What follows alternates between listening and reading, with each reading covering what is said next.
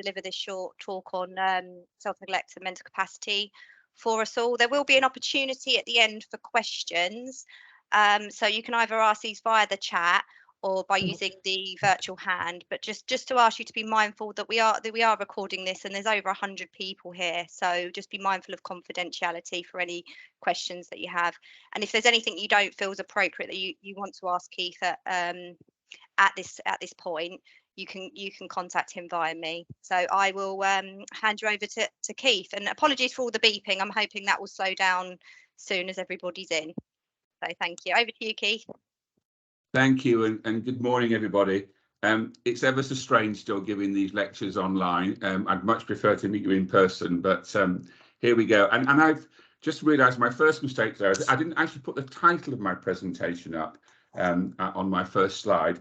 I wanted to call this Reflections on the Mental Capacity Act and Self-Neglect, and much of today's presentation is going to be personal reflections of my role in caring for my own mother. And I hope you find that interesting as we tease out some of the issues around self-neglect. But before I do that, I just wanted to run through a couple of reflective thoughts about the MCA through a couple of slides. Lynn, my slides are not moving on. Oh, there we go. There they are. They are, okay, cool. My first slide really is to remind us that under the MCA, we need to question sometimes, is there a decision to be made? Can the person make the decision themselves? And if they can't, we need to question whether there's a lasting power of attorney or court-appointed deputy in place with relevant powers, or indeed, for example, something like an advanced decision to refuse treatment. And it's only when you get to the bottom of that decision tree do we get into issues where we as professionals might have to make decisions that we call best interest decisions. In all of the circumstances, there are other people that are appointed to make decisions, or indeed the person should be making their own decision. And one of the problems I think that interest decision, because sometimes professionals have a view that because they are the professional, they know what's in the person's best interest, and therefore they can make the decision on behalf and for the person. But the Act is very clear that any individual should be given support and practical help to help them make their own decisions regarding care and treatment themselves. Even if the person's unable to make the decision themselves, they should be encouraged and supported to be actively involved in that decision. And as you know, the checklist includes things like encourage participation, identify all relevant circumstances, find out what the person's views would have been in the past and the present, what their known beliefs and values are from previous decisions, and therefore to try and have a greater understanding of how the person might react or act or make a decision in this new and current situation. And I think we often oversimplify and skim over this best interest checklist. We really do need to do all that we can to try and understand where the person's coming from, and the notion of a supported decision, one where you're working with the person, is really paramount. Now, I don't want to spend very long talking about the MCA. You're very up to speed with it, but if you are interested in looking at any further information, I produced these various guides on the MCA a couple of years ago, and they're all on the West Berkshire Safeguarding Adults Board website. There's these two plus a couple of others. They're really quite straightforward, fairly simple guides on the Mental Capacity Act, advanced care planning, clinical decision making under the Act. There's a couple of other ones there as well. Do have a look at them. They're quite short. Some of them are 4 pages long and some of them are 8 pages long. If you really want to understand mental capacity, with some colleagues a couple of years ago, I wrote this book, Demystifying Mental Capacity. It was kind of a book that we put together to try and help people make sense of what the Mental Capacity Act said and how to implement it and how to make sense of it. And I do have a few copies of this book spare, and if you maybe if you wanted to ask Lynn, I'd see if I could get a couple of copies up to Reading or somewhere. They're obviously a little bit bulky to post, but I have a few free copies, and I'd be very happy for you to look at them and have them. So the rest of my presentation is not going to be slide based. It's going to be some reflections on self-neglect, and then an afterthought on exploitation. So I'm going to stop sharing my screen, then I could hopefully see some of you, or you could at least see me a little bit more. And here we go. So away we go from that. My personal story really is about the care of my mother. My mother died, passed away a few years ago. But I'm really talking about the year or two up until the point of where she did pass away. My mother was a northern lady. She was very proud. She lived on the south coast, not too far away from me down here in Southampton. And she was, at that time, caring for my stepfather. My father died 25 years ago. My mother remarried in 1999. And my stepfather, Graham, had had a stroke. And so my carer and a lady at this stage of her life in her 70s. One day I went to visit my mum, and I found all of her clothes, or many of her clothes, in the hallway and in the spare bedroom, wrapped up and placed in large black dustbin bags. Mum had many clothes, in fact so many clothes that, like many people, her main wardrobes in her bedroom weren't big enough for all of her clothes, and some of them were in the spare room in a bungalow. But I couldn't understand why there were so many black plastic bags full of her clothes. I almost wondered, honestly, whether she was getting ready to clear out to send some of her clothes to a charity shop. I then looked in the spare room, in some of the wardrobes and the cupboards, and all the drawers were full of vitamins and vitamin supplements. And it turned out, over the space of 8 days, a fairly well-known national vitamin company had sold my mother over £3,500 worth of vitamins and vitamin supplements.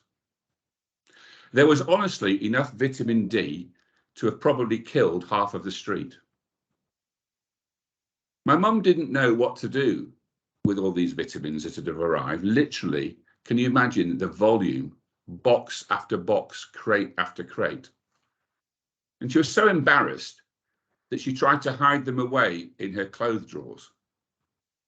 And she was putting her clothes into black dustbin liners rather than in the wardrobe to try and hide the vitamins. Now, clearly this was a scam. Somebody was ringing my mother and persuading her to buy vitamins and vitamin supplements, in particular things for arthritis, because my mother had a little bit of arthritis. And just for a few minutes, I just want to consider the issues around supposedly self-neglect and also scamming. Some of you might know that I lead the national research into fraud and scams for the National Scams Team and the Economic Crime Unit. And during one of my research phases a few years ago, I went to visit an elderly gentleman who many of you would describe as a bit of a hoarder. He had 3 garden sheds full of tat, full of rubbish, full of junk. And yet in his house, on his desk, was a writing pad, some pens and paper, and some stamps in a neat, orderly pile. And I asked this gentleman, did he not know that all the mail that he was getting, all the junk that he was getting, was all part of mail fraud?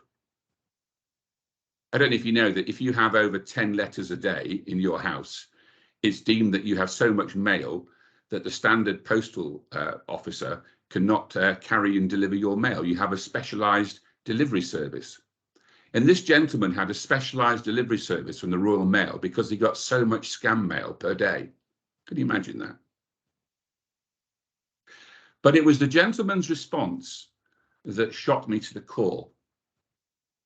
When I asked him why it was he spent so much time responding to this junk mail and engaging with mail fraudsters, he turned around and he said this: "The only reason why I have to get up in the morning is to wait for the postie and to wait for the mail.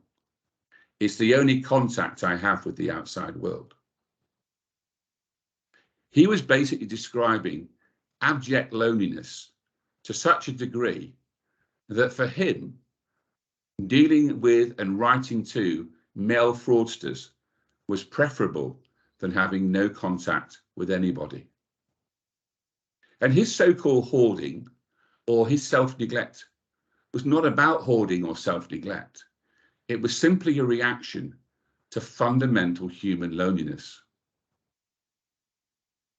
And a year or so after this incident happened, this whole message was reinforced to me when I was doing the research for the National Scams team on call blocking technology. As you're aware, many people get, and indeed we all probably get in them, phone calls from people pretending to be whoever or whatever, and like my mother, somebody trying to sell them vitamins. And the government department had given the Trading Standards team £500,000 as a grant to install call blocking technology into vulnerable people's homes. And the idea of research was to look at people's well-being on a scale and to see whether getting rid of rogue calling and getting rid of criminals phone calling, whether that helped people's confidence and self-esteem and helped their fundamental well-being. This research was one of the most difficult pieces of research that I've ever undertaken. And indeed, it was severely spoilt in a sense. And the reason for that was many, and I mean many of the people with the call blocking technology, people who'd been getting 20 or 30 or 40 calls a week from criminals trying to sell them things, trying to persuade them to give them their personal details or whatever. They went from those numbers of phone calls to no phone calls. And as a result of receiving no calls at all, frankly, they disconnected the call blocking technology. People were so lonely, they would rather have a phone call from a criminal than no phone call at all. They were not self-neglecting. They were not foolish. They were not stupid. They were just simply desperately lonely. And so I want to remind us all that we need to wrap up all of our views about self-neglect and where people are through the lens of loneliness. People with no human contact will do some perceivably rather strange and foolish things simply because it's so horrible being that lonely.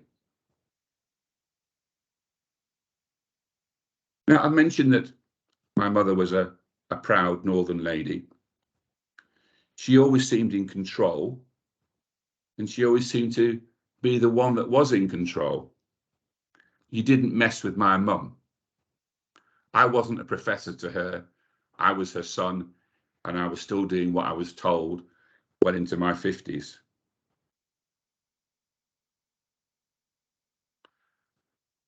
But I can still, with very, very, very vivid clarity, and it's emotional now, all these years later, for me to recount this story. I can still remember the day and the moment and the minute, walking down the high street of her local town village, when my mum reached out and grabbed hold of my hand and held my hand.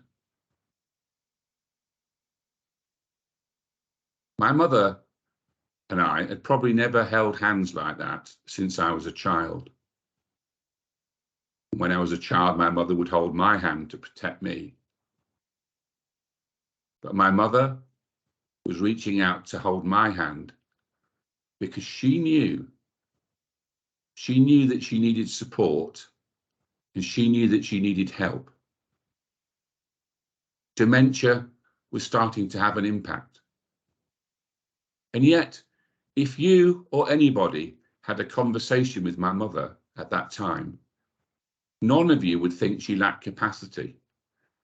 None of you would have thought, she's got such bad dementia, we need to help and support and take over, if that makes sense.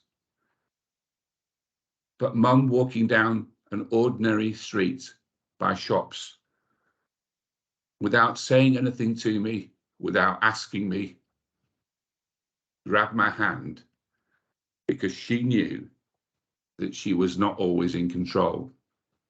She knew she was starting to make mistakes in her life. But she didn't always know that she didn't understand. When I took a packet of ham out the fridge one day, and I showed my mum the sell-by date, she could read the sell-by date of the packet of ham, but she'd lost an understanding as to what that meant. Now, was it self-neglect that she could have given herself food poisoning? No, clearly not. She was just in that situation unable to understand anymore what a sell-by date meant. And yet I say again, to all of us at that time, she had capacity. This was not an unwise decision. This was a decision that she was making without an understanding of what it meant. And then another experience I had one day, sitting in her garden, stood in her garden. She loved gardening, and she was still able to manage the garden. She was still going out and buying plants and putting them in the garden. She stood there, and she stood looking at a plant that was being riddled by greenfly. And she stood there and she said to me, "There's something not right here, Keith. The plant's not well." But she didn't understand it was greenfly. And what was really, really sad is that a metre behind her, just literally behind my mum and I, was the greenhouse. And in the greenhouse, you could see through the glass the greenfly spray from last year.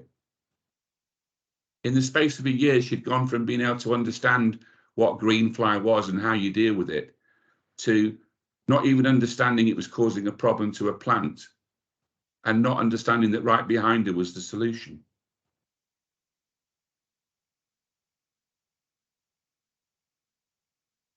So it wasn't self-neglect. It was failing memory, failing cognitive understanding, failing to understand the subtle nuances in specific areas. And yet, as I say, if you knocked on my mum's door, if you had a half-an-hour conversation with her, you would still think she was perfectly lucid and perfectly well.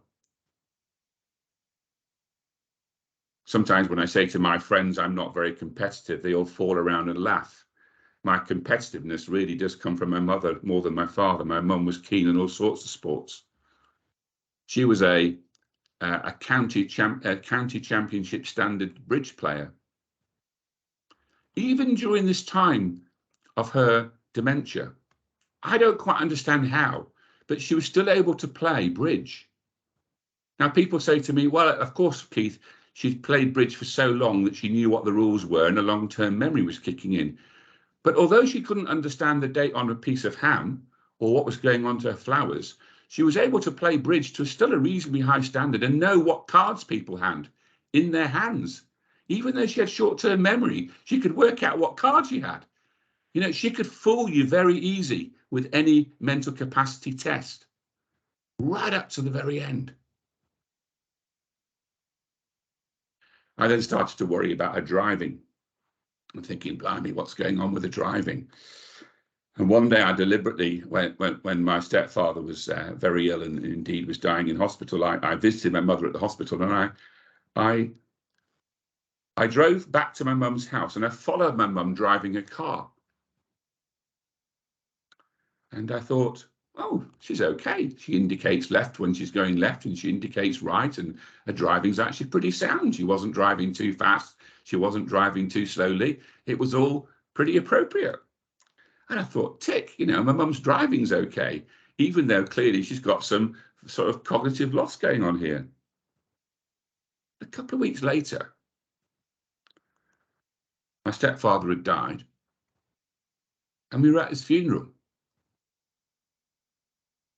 And the captain of the ladies' bowling club came up to me and said, Keith, could we have a quiet word about your mum's driving? And I thought, yeah, no problem at all. Yeah, I understand. You know, mum's got a bit of dementia here. There's a bit of a worry now about her driving. And the captain of the bowling club said to me, no, we're not worried about her cognition and her driving. We're worried about her drinking and driving. And I said, what? And then I realized I've got another issue here. My mother, by this stage, was drinking some wine in the evenings, but because of her increasing dementia, she wasn't realizing how much she was drinking. And she'd go to the bowling club, and she was still a bit naughty. She'd still park in the disabled bay because she kept hold of the blue badge. I know that's illegal because my stepfather only had one leg, but she knew that was her parking space. And she'd park in the disabled place and come out to go and play bowls, half drunk. And this is my mother. And I reached a point where I had to sometimes go around and mark the wine bottles in the garage to see how much she was drinking per day. And it wasn't that massive. It was, honestly, about half a bottle a day. And there was not a lot I could do about it, because if you challenged my mother on it, you'd get a real earful. But I'm in this maelstrom of, how do I care for my mother? She's got criminals defrauding her. She's losing some capacity to understand what's safe food. Somebody came round one day to wash the driveway, and as I turned up, my mother greeted me at the door with a big beaming smile. Keith, look, someone's been and they've cleaned my driveway, and they only use water to make sure the garden wasn't affected. No chemicals. I thought, I can tell Mum that someone's been to wash the driveway. She had block paving, and the sand had all been jet washed into the street. And then she said, and they only charged me £750 for 45 minutes work. And I realized another issue here. My mother had lost the understanding as to what was a fair price for a fair job. She was happy. She thought the driveway was clean, and she thought £750 for 45 minutes work was a good deal. I was clearly furious. Was that an unwise decision? Or was that just not understanding in that moment the value of a pound? So it's much more subtle, this form of capacity loss. For me, it's not about an unwise decision. It's about an unknown decision. And we need to think about mental capability and not just capacity. Self-neglect is all about, in my mind, understanding capability rather than capacity. We need to move away from simply saying, does the person have capacity, yes or no? If yes, let them get on and do what they want. If no, we suddenly take over. It is in the Act defined as decision specific. And these are very nuanced decisions. Indeed, thought and a comment for us all. How often in life is informed consent really informed? How many of us on this call today have had an operation or some medical procedure, and a doctor or somebody has come along to get us to sign the paperwork and for us to give informed consent? How often have we really understood what the operation procedure was, what the risks were, what the side effects potentially were? We often do not make fully informed consent decisions ourselves. Clearly, people like my mother, and we're talking about hundreds of thousands of people today in our society, are on that cusp of failing cognitive function. It's not about self-neglect for them. It's about not fully understanding how to make decisions, even what a decision is, or understanding the world around them. And just like my mother, they figuratively need to put their hand out and seek reassurance and support from those of us around. Those of us that have the privilege to be involved in health and social care, to work with some of the most vulnerable in our society. And the key is getting to know and communicating clearly. In this way, failing capacity can be seen and understood. You had to check the packet of ham with my mother. You had to have the time to talk to her about her flowers, to understand that she'd lost an understanding of what greenfly was. You had to listen to her talking about her driveway that had been cleaned, to understand that she'd lost an understanding of what is a fair price for a fair job.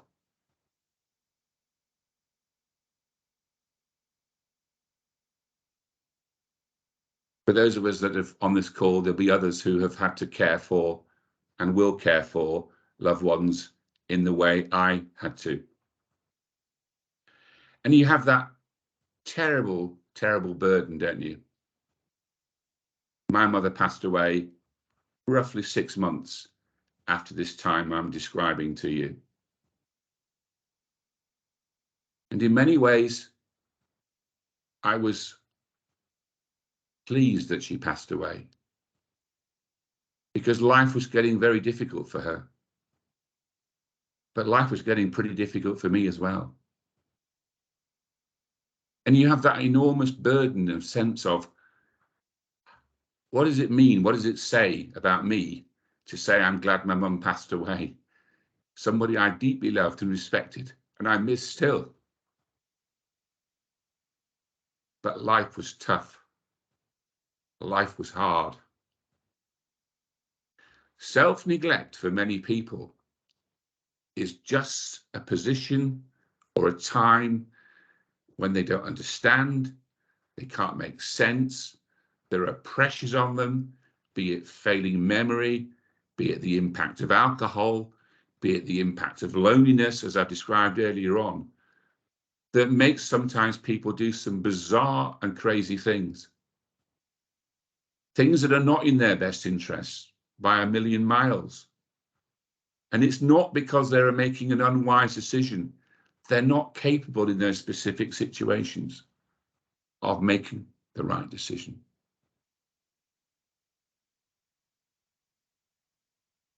I wanted to finish this reflection today by another story about exploitation, and then hopefully we can have some questions and some discussion. I have a very good friend who was in the army. He was in bomb disposal. He did 3 tours of Afghanistan in bomb disposal. Can you imagine? His job was to clear up IEDs, to defuse bombs. And he describes to me one day how he was at a forward operating base in Helmand province, and he was watching 2 older teenage boys, Afghani boys, laying an IED in the road back to the operating base that one of his patrols would be driving over later on that day. And my friend's comment at the time was all about something called Card Alpha. Card Alpha are the rules under which you're able to shoot somebody in the army. They're the rules of engagement. And Card Alpha specifies that you can't shoot somebody unless you're being shot at or there's an imminent threat to danger of life. And my friend describes how they were weighing up whether to shoot these two people who were laying this bomb or to let them go. They could, of course, radio ahead to the patrol to say, come back a different way. And then my friend would have had to have gone out there, put his own life at risk and defused this bomb. Or they could have quite easily shot them dead. In the end, my friend decided not to shoot these two people, but to take the course of action of asking the patrol to come back a different way and put his own life at risk and to go out and defuse the bomb. But what they did do was they sent up a drone and they followed the two boys back to their home. And when the two boys got back to their home, the drone filmed and saw the boys' parents who'd been held hostage at gunpoint by some Taliban men. And the boys had been sent out to put the IED down at the threat. If they didn't do that, their parents would have been shot. And to me, that's one of the best pictures and analogies I can give you of exploitation. People doing some things which we think are crazy, bad, wrong. We need to check what's going on behind. What is causing the situation for those people to be in those situations? This situation, clearly, it was a threat to the life of these boys' parents. Can you imagine my friend? So delighted in his own mind, in his own sense of peace of mind, that he made a decision not to shoot dead those two people at that moment, and rather take a different course of action. Exploitation, just like neglect, is all about trying to understand a wider picture, a wider set of circumstances. As professionals, curiosity, to ask questions, to seek answers, to look into different places. And so I hope you find some of the materials that I've suggested you have a look at today useful. I hope this talk has given us a sense of renewed purpose, not to just immediately think, well, that's a person's self-choice to self-neglect. We might want to ask questions. Why is it happening? What is going on? And how can we figuratively hold the hand of the people that we're responsible for, caring for, or professionally engaged with? I'm going to pause at that point, and there's 170 odd people on this call. I can't believe that. I can't believe I've just spoken to so many of you. I hope you found that interesting. I've never given this presentation before. I've never shared some of those stories of my mother in this way before. But I thought it was perhaps a better way of talking about exploitation, in particular neglect, than just having a theoretical discourse about it. And I'm more than happy to take questions from anybody, or indeed to look through the chat box, which I will do now. So Lynn, oh right, okay, I've only just put on the chat line here, Lynn. So there's been no questions. A lot of requests for a copy of your book, but we haven't had any specific questions in the chat while you've been talking. So would anybody like to ask any questions, make any comments, have any reflections? Please put your hand up and we'll more than happy. Here's a few coming in. So I can see somebody called Beverly has got a hand up. Come in, Beverly. Thank you, Professor Brown. That was really, really great presentation. So thank you for that. And in fact, I did put a comment in the chat that I recognise some of that with my own mother-in-law. And one of the challenges we have as a priority for our integration board, self-neglect, and hoarding as a particular issue. And we know it's a big problem. But the challenge is, how can we really address that? Because there is this, this issue around the Mental Capacity Act. And if people choose to do that, that's up to them. Yeah. But actually, we know that there's risk to them as a Yeah. result of the hoarding behaviour, risk of falls and all of those, other issues Yeah. that often end up in them being admitted to hospital and then deconditioning. So I suppose my question is there a sense that we need a different direction in terms of how we support people with these conditions? Because you're absolutely right, in some areas they have capacity, but in others they lack it. But how do we find out on an individual basis what's right for them? So I guess that's what I was trying to illuminate today. We probably need to review and reflect on the Mental Capacity Act, because it's a bit binary at the moment, isn't it? It's either you have capacity or you don't have capacity. If we think you have capacity, it's your choice to do what you want. And then we let people do what they want, even if we perceive there's an element of self-neglect or self-harm or hoarding or whatever it is. I guess the comment I'm trying to make is, I think if we dig deeper, we might well discover that for some of these people, they're not making rational, capacitous decisions. They're actually incapable of making those decisions at that time. And in those situations, they probably do not have capacity. And I think we need to be a bit braver. And we need to be a bit braver about saying, actually, it's not a yes or no. It's a much more muddled and nuanced situation here. And if we actually spend the time to get to know these people a bit more, some of their decision making is not capacitous. They don't have the capacity to make that decision. They're failing in that. And that's just a situation. You do not go from fully capacitous to having no capacity at a switch. Dementia is a long journey, and it's a journey that eats away slowly. And I'm also suggesting that loneliness can have a similar impact on people, that actually understanding the power of loneliness means that people will do some very unwise things that's not in their benefit simply because of the loneliness. Yeah. And if we can tackle that, the other problems might get solved themselves.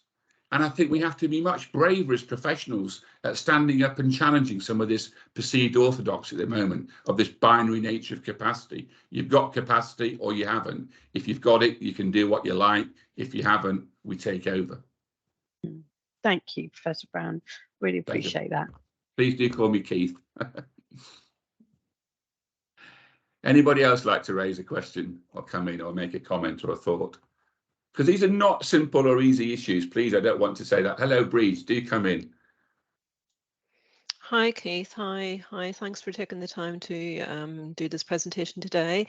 Recently, we had a debate. I work in a community mental health team, and recently we had a debate about the issue of overdoses and whether each one should be recorded as a safeguarding issue. I guess overdoses can happen for lots of reasons. Not everybody that takes one wants to die. Loneliness, as you point out, is certainly a feature with a lot of our clients with severe and enduring mental illness living at home during the day, and at best perhaps having some support coming in each day. But do you have a view on overdoses as a particular form of safeguarding issue? Wow, thank you, Breach. Clearly I do. And I think that my starting point is we need to understand much more about the individual at the time as to what's going on. There will be clearly some people who are taking an overdose because they want to actively end their life.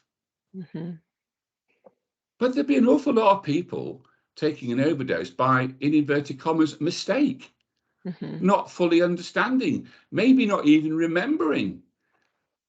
One of the greatest scams that goes on at the moment are the organisations that ring up for a donation from a person every week, because the person with their state of dementia doesn't remember that they gave a donation last week, the week before, the week before, the week before, the week before. Does that make sense? No, that's not a consensual relationship. That's one where the person has not got the memory that they've already made lots and lots of donations. And lots of people can't even remember when they last took the last lot of tablets and how many they took.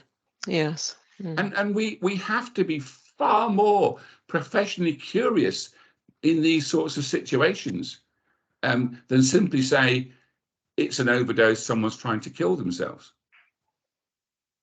And the more we do that, the more we unravel a whole world that's not as simple or as black and white as we sometimes want to portray it. Yes, very true. I think it was more, should we be recording each one as a safeguarding issue? Say it is a self-harm deliberate, we've already established, we've already got the relationship, we know the person well. Yeah. Well, of course, then the issue is when we record, however we record it, how do our professional colleagues read the recording? Because if we record it, somebody has attempted suicide by taking too many tablets or whatever the phrase is, and actually it's because the person's got failing capacity and forgot about it. Somebody else reading that might come into all sorts of judgmental views about that person from the reading. Does that make sense? This person is really very, very dangerous because they're trying to actively kill themselves, not Mrs. Bloggins forgot that she'd already taken 2 tablets and took 2 more because her memory's failing. They're very, very different positions. So yes, I think we should record it, but boy, oh boy, do we have to be very careful how we record these things. And also as professionals, what we read into these things when we're reading the recording. Does that make sense? Yes, because absolutely. it's so easy to misinterpret a set of notes or a set of recordings. And that to me has to be really, really paramount here. How do we record clearly, effectively, and how do we make sure there aren't opportunities to misunderstand what we're attempting to try and say here? All right, that's lovely. Thank you very much. Cheers. My pleasure. Thanks. Bye. There was at least one other hand. I'm sorry, the name disappeared as to who was trying to speak it. So if you just want to pop in, yeah. We've got Michelle. Yeah. Michelle, come in, Michelle. Oh, thanks, Keith. Yeah, thank you for your stories about your mum. I'm intrigued to hear what you said to her about the drinking, because I really struggle with, I've got a client at the moment and her memory's failing her. For instance, she's not dressed during some of my appointments, and which is unlike her. But when I sit down and speak to her about it, she can give me what I would see from the, mental capacity, that she's able to give me informed reasoning as to why. And it's often around like she just can't be bothered, and there is a lot of loneliness established. And then when I speak to her about in length about is it because of her dementia she's struggling to get washed and dressed, it's more about a defiance. She'll often talk about it in like the fact that she's now in a different stage of her life. She doesn't necessarily have to get up and wash and dress. So but then on another day she's got a stoma bag and she might struggle with that. And so there's this, on one day she's able to tell me she's not getting washed and dressed because of her choice around her behaviour, but then I know that she struggles sometimes with the skill set to manage her own healthcare. So when I discussed the option of having somebody to help with that, both her and then her husband say, oh no, she's not that bad, she doesn't need it. So but her daughter phoned to say that she's really concerned about the way that her parents are managing and the safety issues. And it's a really hard one, isn't it? Yeah. Really, that's why we're talking about these things, Michelle, because they are hard. Let me try and answer it in this way. Have you or I ever done something slightly daft or slightly foolish, and somebody's pointed it out? Every day. And do we fess up? No, sometimes what we do is we try and come up with some kind of slightly convoluted excuse as to why we didn't do what we did and why we did this, because we're embarrassed, aren't we? Exactly. Yeah? And that's what I think's happening. We all on this call today, if something went wrong and we felt slightly embarrassed, we try and cover it up. So coming back to my mother, for her, most of the time, it was about her trying to cover up because of her pride, because she wanted to be still in control. because she still wanted to be the mother, because she still wanted to be the person that was strong that you would go to. And so to admit that actually she wasn't getting dressed properly, to admit that she wasn't washing her clothes properly, to admit those sorts of things is a huge, huge hurdle. Because what you're basically saying is, excuse me, coughing, Mrs. Brown, you're failing. You're not that person anymore. That dignity, that integrity is disappearing. Now, I've not had dementia, but one of the things that worries me is not the end stage of dementia when I don't know what's going on, but those early stages when I start to realize that actually I'm not functioning sometimes, and I've got enough lucidity to kind of recognize that actually I'm making some pretty daft things, doing some daft things here. That must be terrifying. And so I think we owe it. And the problem is we owe it to our clients to spend the time to build the rapport in the relationship. But frankly, often we haven't got the time. We are under such pressure. We are under such busyness to move on to the next person because we've got endless waiting lists, endless lengths of people, that fundamentally in these situations, we struggle to build enough rapport and trust. Now, that's why I'm describing my mum, really.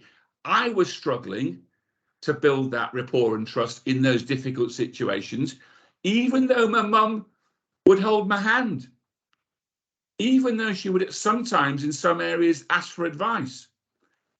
But trust me, Michelle, when I said to her, Mum, I think you're drinking too much wine, I got some pretty sharp shrift then along the lines of, bugger off, it's none of your business and I'm drinking what I want. Are you with me? Exactly. And I was not in a place where she was going to advise because it's her life. Exactly. And these are just fundamentally complex and difficult situations.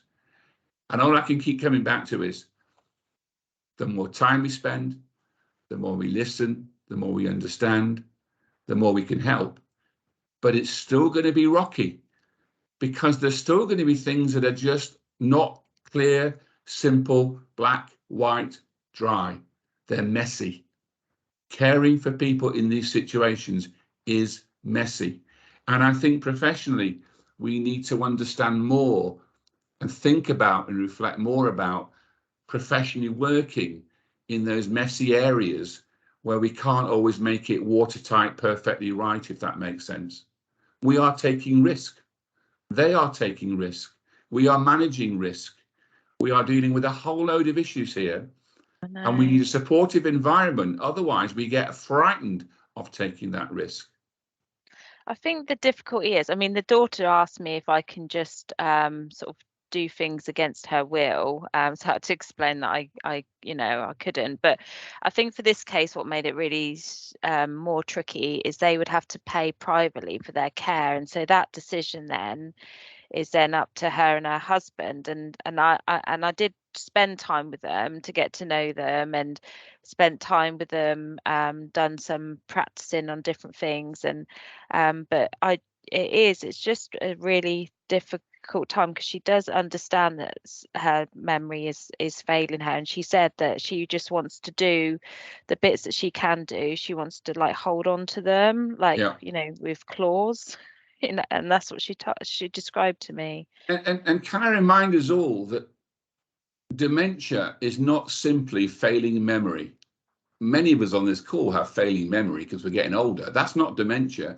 Cognitive decline is more than just memory loss. Cognitive decline is when you have, so my mum could read something but not understood what it meant. It's the cognitive processing that's about dementia. It's making sense of the information. And I think we're still unlocking and unraveling and understanding more about what that means.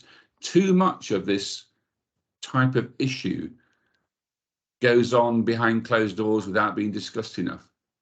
Too many of the professional messy situations that we're in, we're managing and handling quietly ourselves because we want a world that's neat and clean and tidy. The world wants a world that's neat and clean and tidy, but it simply can't be.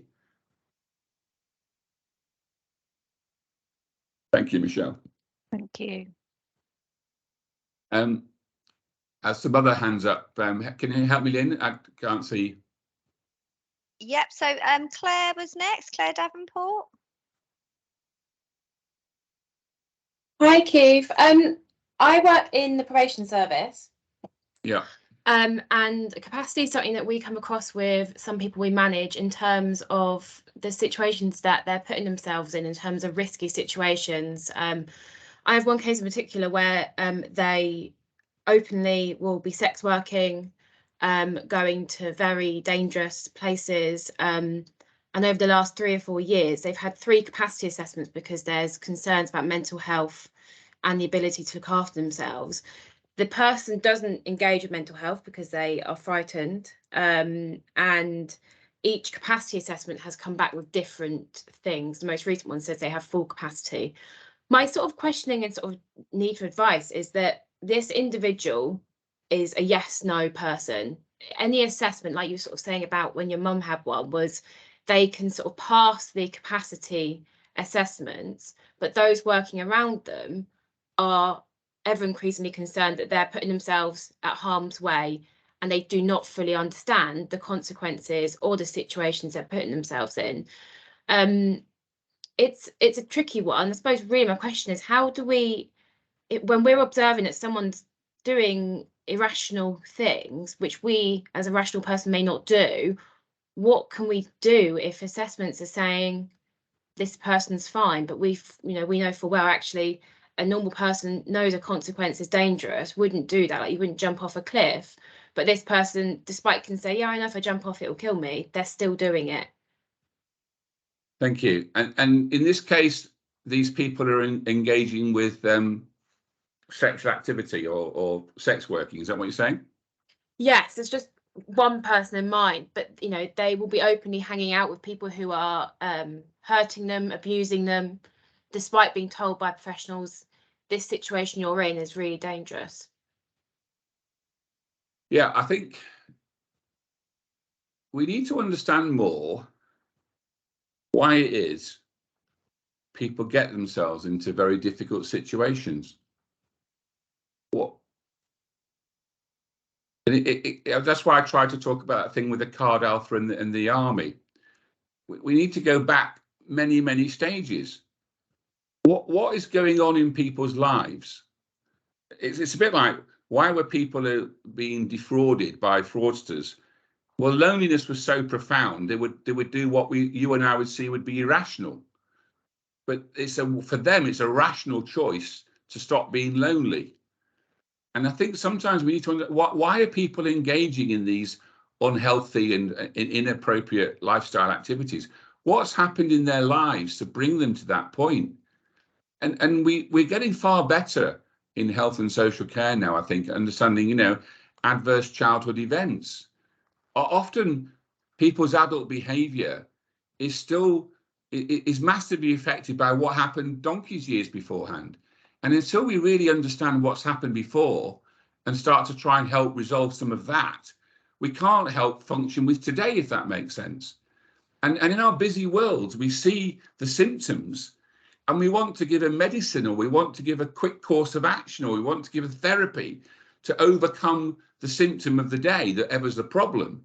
But actually, it's far more nuanced than that. And it's going to take a massive amount of effort to unpack and resolve the issues that are causing that unwise decision today and that unwise behaviour today. And I think that is a real challenge to us in health and social care. It's a massive resource challenge, but we're not going to start dealing with these resource challenges until we as society start to think a bit more about the longer term consequences of adverse childhood events. Yeah, no, I think what you just said there is right about the sort of traumas people have been through. It's more, isn't it, when we're sort of sitting back watching someone put themselves at such harm's way, waiting for the worst to happen. Extremely difficult, isn't it? Extremely painful. And I think we've got to have a lot more professionally grown-up conversations about what we're going to do and how we're going to deal with this. Somebody in the chat line here, Lorna Pierce, has talked about me talking about, capacity not being linear. and about how we look at executive function in the individual situation. And this is what you're describing here, I think, Claire. You know, how is somebody making an informed, rational decision, or is there so much noise and impact from the past or around on that person that actually they're not able to make an informed, rational decision, because there's just too much noise and space and effect happening to them because of where they are or where they've been or where they've come from. No, thank you. That's really helpful. I think I've got at least 2 more hands up, but I don't know the order. I'm sorry, difficulty of trying to think of answers and also seeing people's hands going up. Is there somebody called Jenny with your hand up? Lucy was first. Sorry, let's do Lucy. Thank you. Yeah. Thank you. Just a comment about us professionals taking the time as well to understand the intention. I was thinking about the ham, you know, is the person eating gone off ham because they want to give themselves food poisoning, or are they eating gone off ham because there's ham in the fridge and they want a ham sandwich and they don't understand they need to check the date? So as you say, taking that time. Exactly right. Thank you, Lucy. Exactly right. You know, the moment I realised that my mum didn't understand the sell-by date of the ham in the fridge was a terrifying moment for me, because it was like, wow, there's another level now of care and protection that I'm having to apply, if that makes sense. You don't want to perceive yourself as the protector of your mother, but if she doesn't understand the sell-by date, you kind of feel that you've got that responsibility, don't you? Yeah, definitely. Thank you. We've got Who's 2 next? more hands, Keith. Yeah. Breach has got a hand up. I don't know if that's a legacy hand. Sounds like it It's might. a legacy, sorry, legacy. That's okay. Jenny, last hand, Keith. Hello. Yeah, I just wanted to say that I work for a club for people with disabilities. I also was a carer from the age of 13, and my mother-in-law had dementia. And about the Mental Capacity Act, I mean, I've seen a lot of people over the years that are classed as mentally capable, well, under the Mental Capacity Act as deemed capable. But there are a lot of people that, for want of the Mental Capacity Act, are classed as capable, but really they're not. They, you know, in certain ways they are, and in certain ways they're not, and they are literally self-neglecting. And I feel that a lot of people fall through the net. You know, even people that don't have dementia, a lot of people, due to pride, because they want to maybe live on their own, or, you know, even those with dementia, they literally, they get what they want. They, you know, they may live independently because that's what they want. Yeah. But the state that they live in is not really ideal. You know, Jenny, I couldn't agree more. I mean, I guess that's what I've been trying to get across in my presentation today, that we need to move away from this binary yes or no. There are much more subtle nuances. Black and white. The whole system is not black and white, and it does need to change. Yeah. So I'm going to end on this final story, slightly humorous, but again, a true story. So this is a stage when both my mother and my stepfather, Graham, are both alive. So really, my mum doesn't really have dementia yet, although possibly there were some very early stages of it. Graham had a stroke, and the stroke had affected his eyesight a little bit. And they wanted to make some adjustments to their will. And so I arranged for a solicitor who I knew quite well, and she knew what I did, to come round to my mother's house and to meet with my mum and Graham to sort out a slightly addendum to the will. they sat down in the dining room with me present, and the solicitor produced these newly produced wills and passed them across. And Graham, my stepfather, immediately said, "Oh, I can't read very well because of my stroke, and I can't sign." So my mother, as you got to know her already this morning, pipes up the immortal words, "Oh, don't worry, I can sign for Graham. I sign all of his checks and I do all of his signatures." And the solicitor looks at me immediately, and I'm thinking, what has my mum just said, you know, in front of a solicitor, that she's acting in a defraudulent way, writing checks, forging my stepfather's signature, and offering to sign his will for him because he can't see very well post a stroke. And the solicitor sort of smiled at me and she said, "I think what I'll do is I'll go away and come back another day with an addendum and a codicil, which I'll read to Graham and I'll sign on his behalf." And it just made me think, how many people in the world are like my mum at that situation, doing what they perceive to be the right thing, making do, yeah? Taking the PIN card, the bank card of the person and getting their number and moving the monies around and managing really well, doing things that frankly are illegal. But actually, in a loving, caring way, we're trying to do the best thing. And that's one of the stories I often think about, you know, sat there with a solicitor and my mother brazenly admitting, "It's not a problem. I sign for my husband all the time." It's never black and white. It's always grey. People live in the grey. People have to make decisions in the grey. And we need to understand that more and be far more nuanced and appropriate to that. Thank you, Jenny. Lynn, I'm going to suggest that we say thank you to everybody. It's after 11:30. Well done, everybody, for sticking through to the end. I can't believe that this many people have bothered to come and listen to me. Thank you ever so much. And I hope you found that interesting.